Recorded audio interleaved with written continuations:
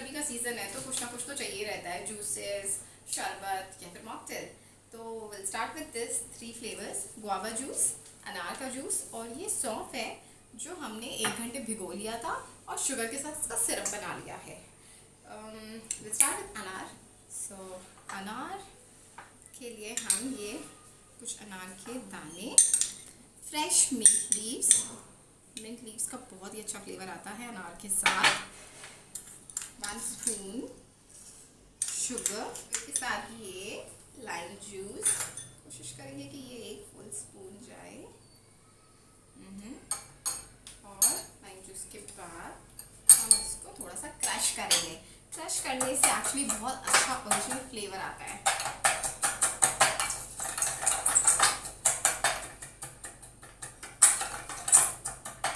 ऐसे क्रश करके मैंने पहले से ही अनार का जूस बना लिया था और ये क्रश में हम ये अनार का जूस डालेंगे।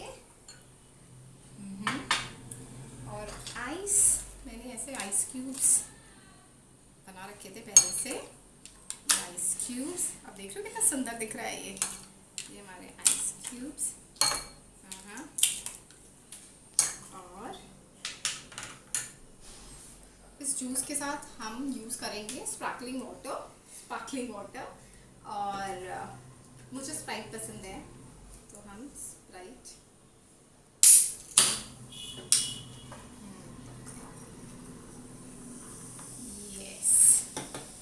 ये तैयार है आपका। इसके साथ ही हम ये गुआवा का बना लेते हैं। अनार मॉकटेल इज रेडी। गुआवा के लिए हमें गुआवा का जूस ले रखा है। यहाँ पे हम लेंगे थोड़ा सा ब्लैक सॉल्ट और ये इस प्लेट में। गुआवा का टेस्ट चिली और टैंगी आता है तो बहुत मज़ा आता है। तो उसके लिए हम क्या करेंगे, इस ग्लास में ये लें और इसके साथ इसको हम ऐसे सॉल्ट, आइस आप अपने अकॉर्डिंग डाल सकते हो। जूस हमारा, अब इसमें हमारा ये स्प्राइट मिल्क से गार्निश कर देंगे। एक्चुअली इसमें अपना ही टेस्ट है गुआवा और थोड़ा सा चिली टैंगी नींबू का। Ready to serve. और ये हमारा लास्ट एंड फाइनल जूस जो बन रहा है सौंफ और शुगर का सिरप बना लिया है। ये सिरप